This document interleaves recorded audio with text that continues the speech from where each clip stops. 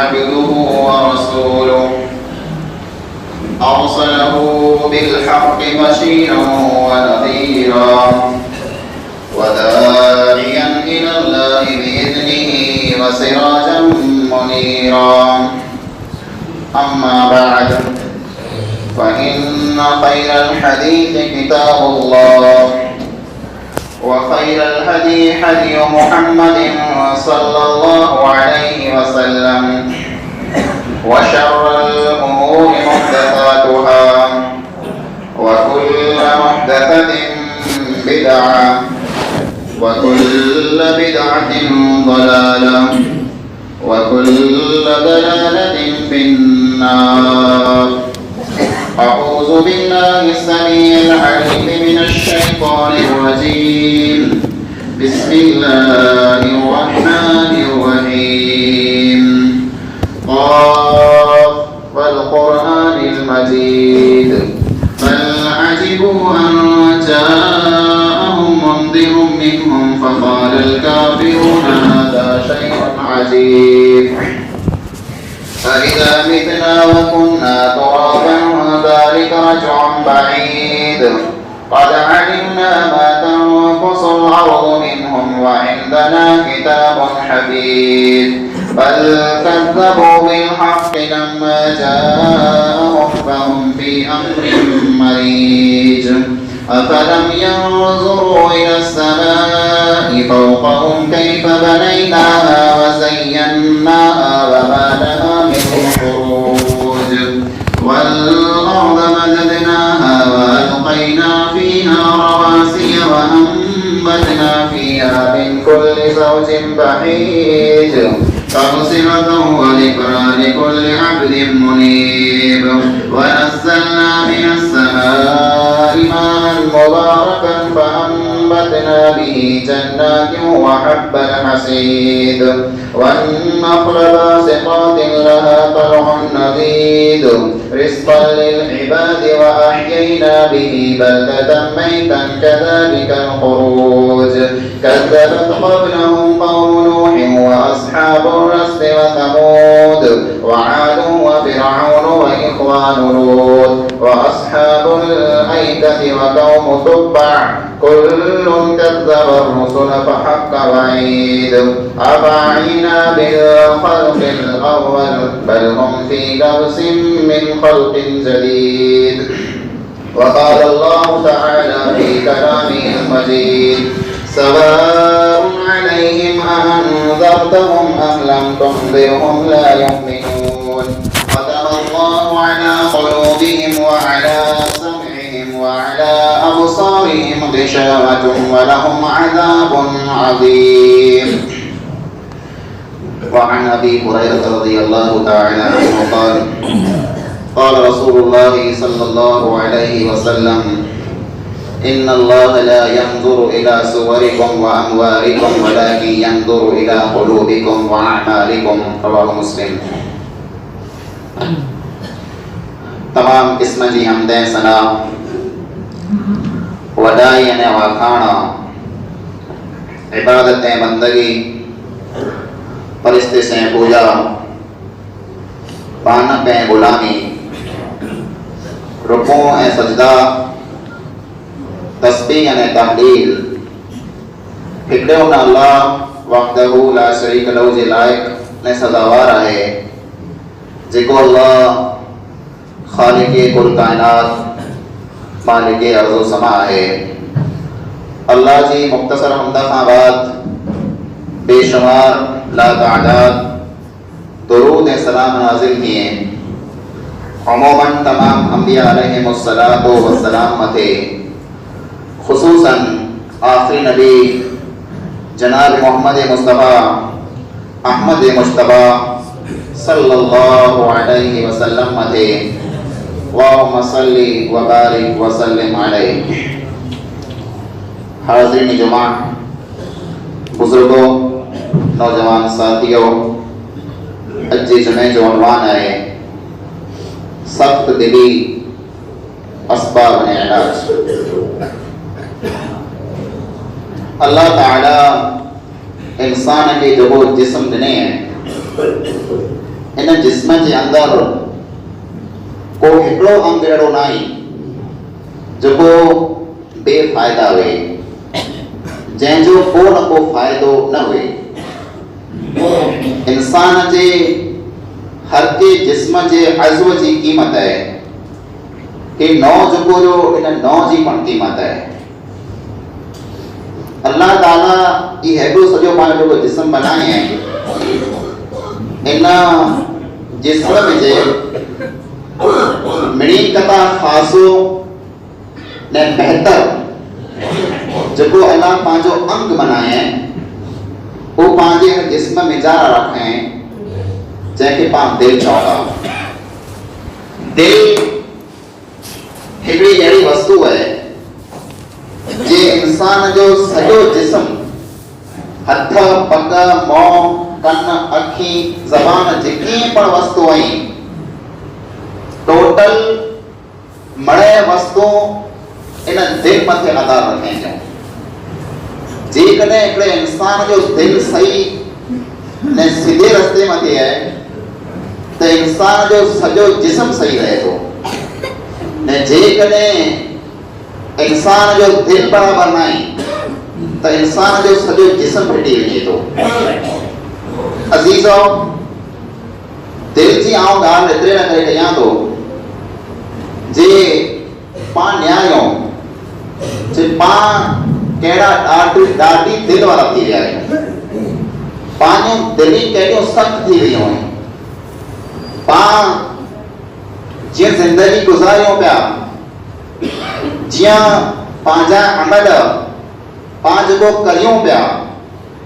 जेकॾहिं हिकिड़ो इंसान ख़ासी दिल वारो माण्हू हुए त अहिड़ो अमल कॾहिं न करे सघे। दिल जेको वस्तु है ये हिकिड़ी अहिड़ी वस्तु है जे दिल जे अंदर पाकाई न सफ़ाई हूंदी त इंसान जा अमल सुधरी वेंदा, ने जेकॾहिं दिल जे अंदर पाकाई न सफ़ाई न हूंदी त इंसान जा अमल बिगड़ी वेंदा। नबी करीम सल्लल्लाहु अलैहि वसल्लम फरमायो, अला इन्न फिल जसद मुद्गतन इदा सलुहत सलुहल जसद कुल्लु व इदा फसदत फसदल जसद कुल्लु अला वहियल क़ल्ब। जे सुनो, हिन जिस्म जे अंदर हिकिड़ो हिस्सो अहिड़ो पण आहे जिनटाणे उहो फिटे तो सॼो जिस्म फिटी वञे थो, ने जिनटाणे उहो सुधरे तो सॼो जिस्म सुधरी वञे थो। पाण खे जेको अल्लाह जिस्म ॾिने इन जिस्म में जा पाण मिणी कदा जंहिं वस्तु जी न्यार कयूं था ई पंहिंजो ही चेहरो ने मुंहुं आहे। इन चेहरे खे पाण मोड़ो मोड़ो धोऊं था,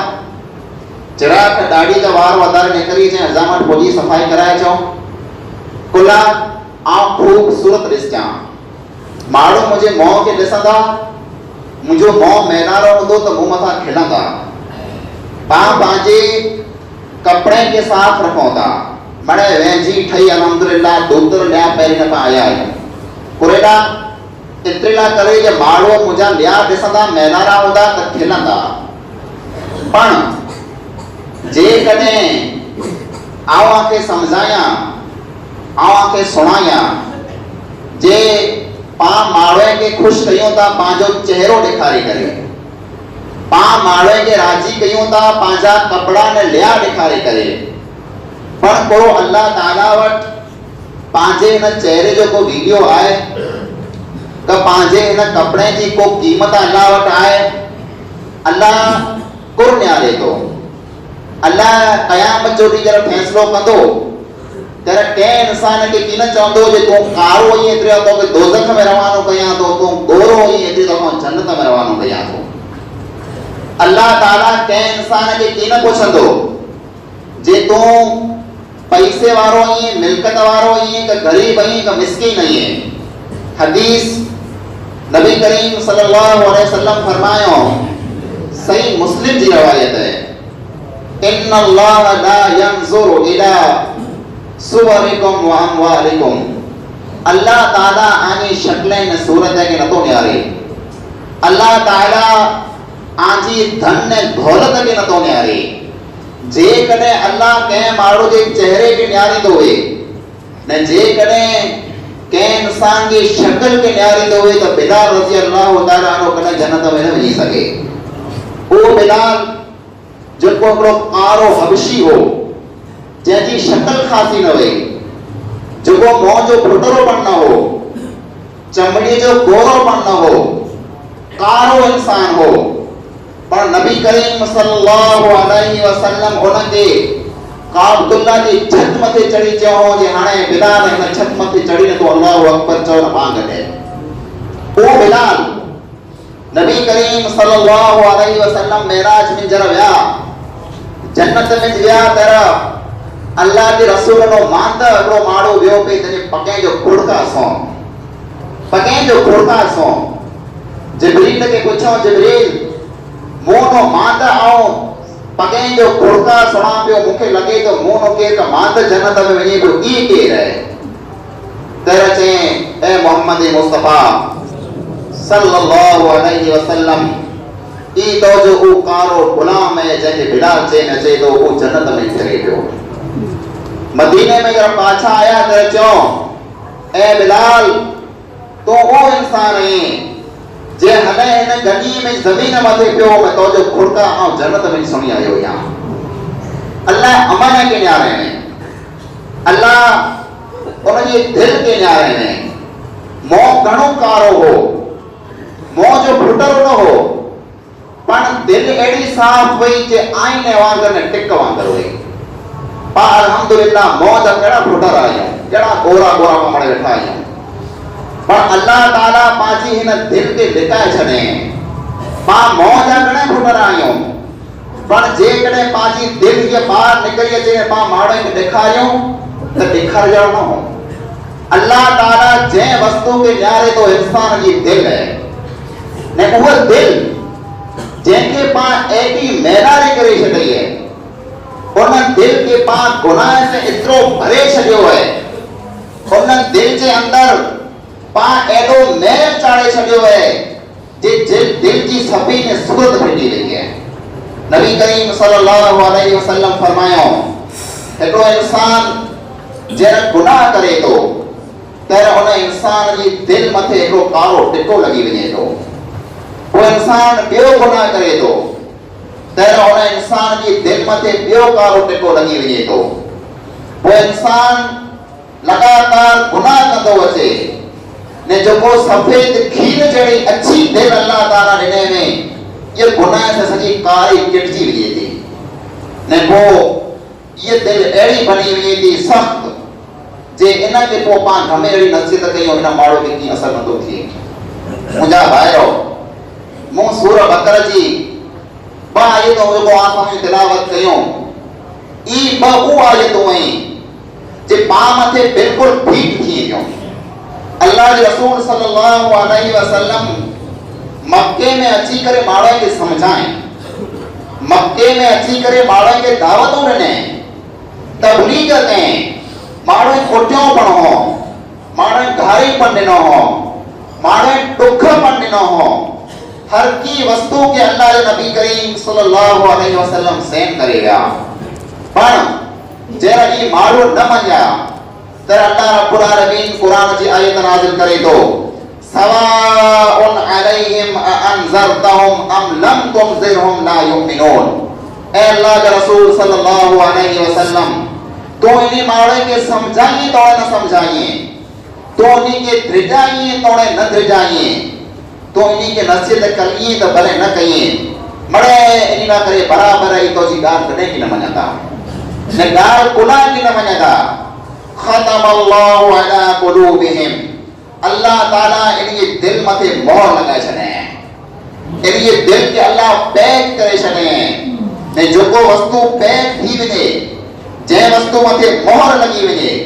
उन वस्तु जे अंदर पानी जो घुड़ो पण न वञी सके। पांचो दिल एडो पैक थी वियो है कि पाण ढिग वस्तु सुणो था, पाण ढिग ॾिसो पण पिया, पण पंहिंजी दिल खे कॾहिं लोॾो न आयो, पाण खे कॾहिं फ़र्क़ु न पियो जे दुनिया में गुरो थी पियो। अल्लाह ताला माण्हू जी दिली मथे एतिरे लाइ करे मोहर लगाए छॾे थो जे इंसान एतिरा गुनाह करे थो जे पंहिंजे रब खे भुली वञे थो ने अल्लाह ताला रबो दिल मथे मोहर नथो लॻाए वो अला समइहिम माण्हू जे कने मथे पण अल्लाह ताला मोहर लॻाए छॾे थो ने आई मुंहिंजो आवाज़ सुणो पिया आने कने मथे मोहर न आई पण हक़ीक़त में पंहिंजे कने मथे मोहर लॻी पई आहे पाण कई अहिड़ियूं तकरीरूं सुणी छॾियूं पाण कई अहिड़ियूं नसीहतूं सुणी छॾियूं पण पाण नसीहत सुणो था ख़ाली अर्धो कलाक हिन कन मां जेकॾहिं सुणो मिसीत नो ॿार निकिरे नो पहिरां पाण हिन कन में कढी छॾियूं था पंहिंजो ॾोह न आहे आम कंहिंजो ॾोह न आहे आने गुनाह जे कारण ऐं पंहिंजे गुनाह जे कारण अल्लाह रब्बुल आलमीन पंहिंजा कन बंदि करे छॾिया आहिनि अल्लाह रब्बुल आलमीन फरमाए थो व अला अबसारिहिम गिशावा ई ऊ माण्हू आहीं जे ऐं ॾिसो पिया इन वटि ॿ अखी आहीं दुनिया जी नंढड़ी नंढड़ी वस्तू ई ॾिसी था ईंदा पर अल्लाह ताला चए थो मूं इन जे अखी मथां पटी ॿधी छॾी आहे ऐं सुईअ में डोरो विझी न ईंदा अहिड़ी इन जी नज़र आहे पर दुनिया में हेॾा हादसा थियनि पिया हेॾियूं आफ़तूं मुसीबतूं अचे पियूं माण्हूअ मथे मौत अचे पियो इन जूं अखी बंदि थी पियूं ऐं कॾहिं अखि खे खोली नथा अल्लाह इन जे अखी मथां पटियूं ॿधी छॾियईं वलहुम अज़ाबुन अज़ीम यादि रखजा दिल जी जेको सख़्ती आहे ई अल्लाह जो मिड़ी कदा वॾो अज़ाब आहे दुनिया में अल्लाह के इंसान खे जरा मिड़ी कदा वॾी सज़ा जरा ॾिए थो न तेरा उन जी दिल मथे मोहर लॻाए छॾे थो ने पोइ चए थो वलहुम अज़ाबुन अज़ीम अञा ही वेठा मार करिया अचींदा मूं वटि वेंदा केॾा उते मूं आला करे वॾे मां वॾो अज़ाब तयार करे रखी छॾियो आहे मुंहिंजा भाइरो पाण खे अहिड़ो थींदो हूंदो जे अल्लाह ताला असांजी दिल मथे मोहर लॻाए छॾे त असां मथे ज़ुल्म कई आहे अल्लाह ताला कंहिं मथे ज़ुल्म नथो करे उहो गफ़ूर रहीम आहे उहो माण्हुनि खे माफ़ कंदड़ आहे उहो माण्हुनि मथे रहम कंदड़ आहे पर इंसान सरकश आहे पाण खे क़ुर में अल्लाह ताला सम्झाए थो कॾहिं त पाण खे चवंदो मुंहिंजा बाना नेक अमल कयो अव्हांखे जन्नत ॾियां कॾहिं त पाण खे चए थो गुनाह जे कमे खां बची वञो अव्हांखे दोज़ख खां बचाए लाहियां कॾहिं त पाण खे नबी हलाए करे ने सम्झाए थो कॾहिं त पंहिंजे अखीअ जा माण्हुनि खे मौत ॾेई ने सम्झाए थो जे थी सघे आजो मगज़ की का खुली वञे पर इंसान इन इंसान जे दिल मथे अहिड़ो ताड़ो लॻी वियो आहे जिन मथे कीअं असर नथो पए तेर सूरह बकर जी आयत नंबर 14 खोलियो अल्लाह रब्बुल आलमीन पाण खे धमकी ॾेई ने चए थो ثم قست قلوبكم من بعد ذلك فهي كالحجارة أو أشد قسوة ऐं करो समझौता जे ऐं इंसान आयो ऐं समझौता आजी दिल साफ़ है न मुंहिंजा बाना आजी दिल साफ़ न आहे आजी दिल त पत्थर वांगुरु ॾाढी बनी वई आहे बल्कि पत्थर में जा हथ कढो ऐं पत्थर ने छपरे कदा पण वधारे ॾाढा बनी विया आहियो पत्थर में जा अमोक पत्थर हू वेंदा जंहिं में जा अल्लाह रब्बुल आलमीन नदियूं चालू करे छॾे थो अमोक पत्थर हू वेंदा जर चिरी पैदा कर उन्हीं में जा पानी निकरेंदा अमोक पत्थर हू वेंदा अल्लाह जे द्रप में जा मथानो पट दे गिरी पैदा ऐं ऊ इंसान आयो जे पत्थर किताबन ॾाढा बनी वियो आ मथे की पण असर नथो थिए ने अल्लाह ताला पत्थर जी मिसाल क़ुरान में ख़बर है जर मींहुं वसे तो मींहुं जर वसे तेरे जो को सुवाली ज़मीन वे इन मथे पूरी जर करे थी ना तेरे ये ज़मीन में जरा चूसे लाएगी ने जर ज़मीन के पानी मिले तो तेरे न ज़मीन में जा साओ घाह निकरे तो पण हेकड़ो पत्थर ने जो को पाणो वे तो इन मथे हेकड़ो मींहुं ना इन मथे 100 मींहुं वसी वञे बल्कि 100 वर लगातार मींहुं वसे इन पाणे में जा छूटो घाह जो पण की न निकरंदो अल्लाह ताला चए तो जे माण्हू जी दिल सख्त थी वई है उन्हीं के हिकड़ी तकरीर करे सुणायो ते भले 100 भेरा तकरीरूं करे सुणायो ते भले इन्हीं माण्हू के हिकड़ो मौत ना लख मौत सां ॾेखारियो ते भले इन्हीं माण्हू के की पण फर्क की न पवंदो आजो दिल सख्त थी वियो है मुंहिंजा भाइरो ने जॾहिं इंसान जी दिल सख्त थी थी तॾहिं इंसान पंहिंजो इंसान नथो रहे अल्लाह रब्बुल आलमीन सूरह आराफ की आयत नंबर 179 में फरमाए तो दर्दनाक आयत है सुनो अल्लाह ताला फरमाए तो वलकद ज़रअना लिजहन्नम कसीरम मिनल इंसि वल जिन। ए इंसानो ऐं जो एतिरा पढ़े वेठा आहियो हिन में जा घणा खणे मिणी के मो दोज़ख लाइ करे पैदा कया आहिनि। ऐं एतिरा माण्हू 3200 माण्हू वेठा आहियो पण सुणी न आहियो आम जा घणा खरा जेतिरो आई 100 में जा 99 बल्कि आदम अलैहिस्सलाम के अल्लाह चवंदो ए आदम तूं तोजा पुत्र जेको जाई जन्नत में कोठे वञ। चवंदो अल्लाह केतिरा कोठे वञा? चवंदो 999 दोज़ख में न खाली हिकिड़ो जन्नत में कोठे पा 999 इहो न पा जेकॾहिं 1000 हो त पा जा कोक हिकिड़ो हूंदो जेको जन्नत में वेंदो। पा दा 3200 आहियूं न पा लॻभॻि पिण को होए न वे। वलकद ज़रअना लिजहन्नम कसीरम मिनल इंसि वल जिन। घणा खरा इंसान ने जिने के मो दोज़ख ला करे पैदा कयो है ने अल्लाह चए तो मो के मथे जुल्म नहीं कयो मो इने के दोज़ख एतिरे ला करे बनाया आई लहुम क़ुलूबुन ला यफ़क़हून बिहा। मो इने के दिल ॾिनी है दिल से ही सुने न था। वलहुम अअयुनुन ला युबसिरून बिहा। इने के मो अखी ॾिनियूं आई अखी से ही न्यारी न था। वलहुम आज़ानुन ला यस्मऊन बिहा। इने के मो कन ॾिना कने से ही सुने न था। एतिरे ला करे मो इने के सज़ा ॾिनी है जे 1000 में जा 999 के मो दोज़ख में भगाए छॾियो है। पांचो डो नाई गुनाह जे कारणे पांजो दिलि पिटजी वयूं आहिनि ने पंहिंजी दिलि किटजे थी जो कारण ई है जे पां अल्लाह ताला खे भुली विया आहियूं। जेको माण्हू पिटजे रब खे यादि रखंदो जंहिं इंसान खे यादि इहा ॻाल्हि हूंदी जे कंहिं त मूंखे पैदा कयो है ने वरी मूंखे मरी उन वटि पाछो वञिणो है उनजी दिलि मथे कॾहिं किटकी न लॻंदो। पर जेको इंसान पिटजे रब खे भुली वञे उनजी दिलि किटजी वेंदी ने ॿई वस्तु पां मौत खे भुली विया आहियूं। जेकॾहिं उन मौत खे पां यादि रखो जंहिं मौत कईं लाडीअ खे बेवा बनाए छॾियईं उहो मौत जंहिं मौत कईं बच्चे खे यतीम बनाए छॾियईं उहो मौत जंहिं कईं पीसनि ऐं माइटनि खे बेआसरा बनाए छॾियईं उहो मौत जंहिं कईं खिलंदड़ खे रुआरे छॾियईं उहो मौत जंहिं कईं माण्हुनि जो महफ़िलूं फिटाए छॾियईं उहो मौत जंहिं कंहिं मथे रोम न कयो मिड़ी जे टाइम मथे खणी रवानो थी वियो उन मौत खे जेकॾहिं पां यादि करियूं त पंहिंजी इहा हालत न वे। अल्लाह रब्बुल आलमीन पां खे चए थो कुल इन्नल मौत अल्लज़ी तफ़िरून मिन फ़इन्नहु मुलाक़ीकुम।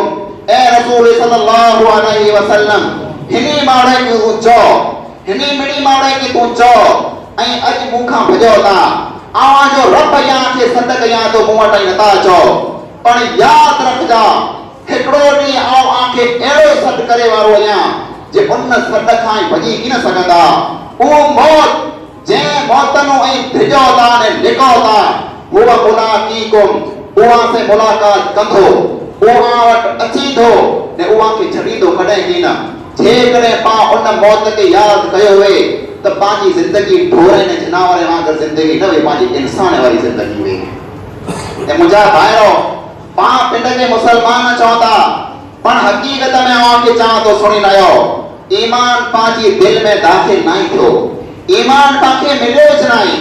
जेकॾहिं ईमान तव्हांखे मिली वञे पंहिंजी हालत इहे न वे ईमान साहबा किराम खे मिलियो हो उहो पानो पण ॾाढी दिलि वारा हुआ तव्हांखे असर नथो थिए न उहो पां कंदा पण ॾाढी दिलि वारा हुआ पां त कीअं न आहियूं उन मंझि कई अहिड़ा हुआ जंहिं पिणजी सॼी निंढड़ी निंढड़ी बच्चूं बच्चे के मासूम बच्चियों के न्याणी के झेरी के कमरे में पूरे छॾियो हो अहिड़ा सख़्त दिलि हुआ। हिकु हिकिड़ी न सत न्याणियूं पिणियूं झेरियूं मिटीअ में ॾटियो हो अहिड़ा सख़्त दिलि हुआ।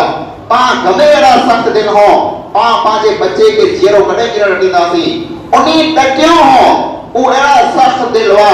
पर जरा अल्लाह जो कलाम आयो जरा अल्लाह जो नबी आयो इन्हीं के समझाएं तो अल्लाह रब्बुल आलमीन चहे तो वलाकिन्नल्लाह हब्बब इलैकुमुल ईमान। ए साहबा आजी जो को जिंदगी बदली है जैन सख्त दिल हुआ ऐं नरम दिल वाला थी विया हो तो जो कारण ई है जे अल्लाह रब्बुल आलमीन आखे ईमान जड़ी नेमत दे ॾिने वज़य्यनहु फी क़ुलूबिकुम ने उन ईमान के आजी दिल में उतारे छॾे। ओ ईमान जेकरे पांजी दिल में उतरी वजे त पाप बदली सघो था। ओ ईमान जेकरे पांखे मिली वजे त पाप नेक बनी सघो था। पर हकीकत ई है जे पा ओ इंसान आयो जेके की असर न तो थे। मुजा भा पा अल्लाह वटा कितरो भजदासी पाजी बेटा को भवाज नहीं। पाजी हकीकत ई है जे अल्लाह ताला पाके मिट्टी में जा पैदा कए ने इन मिट्टी में पा पाछा वरी वेंदासी। नबी करीम सल्लल्लाहु अलैहि वसल्लम के पूछे में आयो ए अल्लाह के रसूल खासे में जा खासो माड़ो के है तेरा जे ऊ माड़ो है जो को मौत के वधारे याद कंदो वे ऊ खासे में जा खासो है ने जेदी दिल वधारे साफ हुए। जे अल्लाह के रसूल अक्ल वारो माड़ो के है जे अक्ल वारो माड़ो ऊ है जो को मौत के याद करे ने आखिरत लागे तैयारी करे। पा अक्ल वारा अयो के नायो पा पे डक न्यानो है। मुजा भाईरो पाजी जिंदगी जो गुजरे गई पा समझो ता पा हते हमेशा जियरा होदासी। पा समझो ता ये जिंदगी पाजा हमेशा पावट होंदी। नबी करीम सल्लल्लाहु अलैहि वसल्लम फरमायो कुल फिद दुनिया का अन्नका गरीबुन औ आबिरु सबील। ए इंसानो सुनी लायो हिन दुनिया में ऐरो जेकरो मुसाफिर मारो है तो जे वणा हेठ अची करे लिखार वेसाई खणे वरी प्रजा त्रपड़ बदीन रवानो थी वजे। मुजा बाहरो ही पांचो मुसाफिर खानो है। पा सफर में आयो अल्लाह रब्बुल आलमीन पाके रवाना कए विनी अमल भेरा करे ने मुवट अचो। पा माल भेरो कयो पा दौलत भेरी कई पा पैसो भेरो कयो पा दुनिया भेरी कई पर जको वस्तु पा खणी वेंदासी वो वस्तु पा अञा सुधी भेरी नाई कई। अमल जो नालो ने निशान नाई ने पाजो सफर जारी पियो है किटण खत्म थी वनी की खबर नाई। मुजा भाईरो इतरेला करे जे कने आंखे नरम दिल भरनो है जे कने आजी दिल के नरम करनी है और आंखे दस लिया तो नहीं हदीस जा अल्फाज नहीं। नबी करीम सल्लल्लाहु अलैहि वसल्लम फरमायो कुन्तु नहैतुकुम अन ज़ियारतिल कुबूर अला फज़ूरूहा फइन्नहा तुरिकुल क़ल्ब। ए इंसानो आवा के हुक्म कया तो कब्रिस्तान मथा वनी न आटा कंदा हो आजी दिल में जा जो सख्ती है खत्म थी वेंदी। विजाओनी कब्र वाले के न्यारो ओ पण हिते पानो वधारे ताकत वाला हुआ हिन धरती मथे पाकता पण करू का माड़ो हुआ हिन धरती मथे पाकता पण फुटरा माड़ो हुआ पण अज ऊ वेंदा रहा अज विनी है न्यारो उनी की पुठी पण दिसती नथी खाली पेट सरखो मथे घाव हो है पण न्यारो तो माके लजे पण न जे कितवाने किडा व्या ऊ जे करे दुनिया में वेंदा रहा त को पा लिखाया है जो माके हमेशा रोणो है पा पण वेंदा रोदासी ने उन धरती मथे जर पा वेंदासी कने के पा मथे पण पेट सरखो घाव होंदो माड़ो आटो करना चीदा जे फलाणो माड़ो किते है सतो पुत्र पण मुठी सुजणदो कि न अब्बा जी मुठी कई है ई दी पा मथे अचे वारो याद रखजा ने जिंटा इंसान मथे मौत अचे तो के जे में अची दो ए गाफिल इंसान ए तुझे रब के भुरण वाला अचानक तो मथे मौत आयो हाने तो किया ये मलाइका तो भी पूछंदा ए अल्लाह के भुरण वाला हाने तो रब के सामू रवानो थियो ये हाने तो किया ये ए माणे मथा खिरण वाला मश्किरियों करण वाला पिरने दोस्ते के पिरने मायत्रे के पिरने बारे बच्चे के पिरने घर वाले के पिरने कोठ वाले के मिणी के रुआरे तो आज वने तो हाने तो किया ये ए दुनिया भर का सफर करने वाला ए दुनिया भर की सैर करने वाला अज तू घरे नो कब्र के सामो सफर ते निकरे वनी ई सफर तो के केड़ो लगो है ए बे के वेझाण वाला अज तो के ब्या वेझानी पे हाने तू किया ये ए खासा खसा कपड़ा पहरे वाला अज तो सफेद कफन पहरे राते हाने तू किया ये ए सुवाना विछाण करे सोमण वाला तो के मिट्टी मथे सुवारे छड्यो आयो हाने तू किया ये ए कंद हेठ सुवाना सिरा देण वाला सिरे विकर तू अज कब्र में पियो ये हाने तू किया ये ए खासे पंगले में रोण वाला ही सोर को घर तो के केड़ो लगो ए खड़की में जा पानी में जा थदो वा गिरण वाला ए पखे मथे रोण वाला ए कूलर ने एसी मथे रोण वाला ही घर जे में को बारी पण नाई जे में को दरवाजो पण नाई जे में को लाइट ने पंखो पण नाई जे में एसी ने कूलर पण नाई ई घर तोखे केड़ो लगो है ए असा के भुलण वारा तोखे असा जन मुलाकात कए हाने तू किए ए सजी दुनिया के पाछा छरण वारा हाने तू किए तू असा के चो इंसान चंदो हाय हाथ ला अदरी मुके के खबर नाई आओ क्या या जिया मारो कंदा पया हुआ मारे के दिसी आओ पण मंच कंदो पियो हो जिया मारे अमल कयो मो पण ओड़ा अमल कया मुके के खबर न वई मते अचानक मौत अची वेंदो पांजी हालत एड़ी आए ने उन घर से पाके मुकाबलो करणो है उन घर से पाके मुलाकात करनी है ने पांचो डो नाई आवा के गुर समझाया जे पामथे मौत अची दो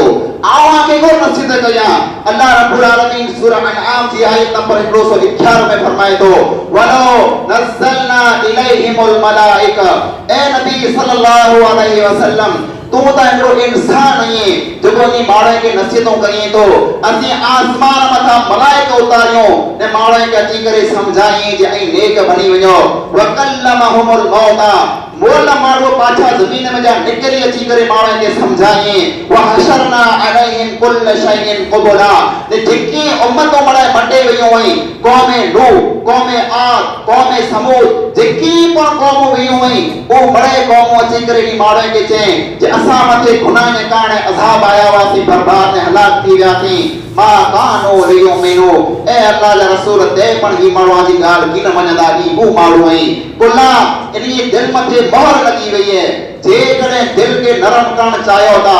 जे कने ऐं नेक बनण चायो ता पिन जी कीमत के समझो पिन जी हैसियत के समझो मुझो वीडियो के नाई मुझी कीमत के नाई आ की इंसान नया मुझो डोरो किटाने कब्जी में तो मुखी की खबर नाई कई हेते नर नची वेंदा जा आओ हेतानो वेंदो रहंदो कई हेते मस्किरियों करी करे वेंदा जा आओ पण वेंदो रहंदो मुखे बहुत पुछी ने कीना सीधो कब्रिस्तान मथे मुखे पण विजणो है हिकड़ो डी क्या पण मु मथे रोंदा हिकड़ो डी क्या मुखे पण सद कंदा पर दुनिया मथे मुजो नालो निशान कीन हुंदो आओ अज या सवारे खत्म थी वेंदो उन टाइम के याद कयो पिन जी दिल के धुई लायो पिन जी दिल के साफ करे लायो दिल के हाने मेलारी न कयो दिल जको है जे कदे साफ हुंदी आजा अमल खासा बनी वेंदा ने दिल जे कदे मेलारी हुंदी अमल कदे कि न सुरंदो अल्लाह रब्बुल आलमीन खां दुआ है रब्बे ताला जेकी पण असा गाली कुरान ने हदीस के मुताबिक सुनियो वई ओनी मथे असा में अमल करण जी तौफीक अता फरमा या अल्लाह असी सख्त दिल इंसान यो अल्लाह असके दिली डाटियों थी वयो आई अल्लाह असके दिली के तो करम फरमा अल्लाह असी गुनहगार इंसान यो अल्लाह पंहिंजे रहमत सां फज़ल सां असांजा गुनाह माफ़ फरमा अल्लाह असी बेदीन मुसलमान असी बेनमाज़ी मुसलमान अल्लाह असी तुझा भागी मुसलमान आहियूं अल्लाह असांखे नेक नमाज़ बना अल्लाह असां वटि जेकी पण गुनाह थिया आहिनि नंढड़ा ऐं वॾा अल्लाह पंहिंजे रहमत सां फज़ल सां असांखे माफ़ फरमा अल्लाह असांखे मुअतला करे तयारी करण जी तौफीक अता फरमा अल्लाह जेकी पण मरी विया आहिनि उन्हीं जो कबरों कुशादा फरमा अल्लाह जेकी बीमार आहिनि जेकी शिफाए कामिला आजिला अता फरमा आमीन सुम्मा आमीन व आखिरु दअवाना अल्हम्दुलिल्लाहि रब्बिल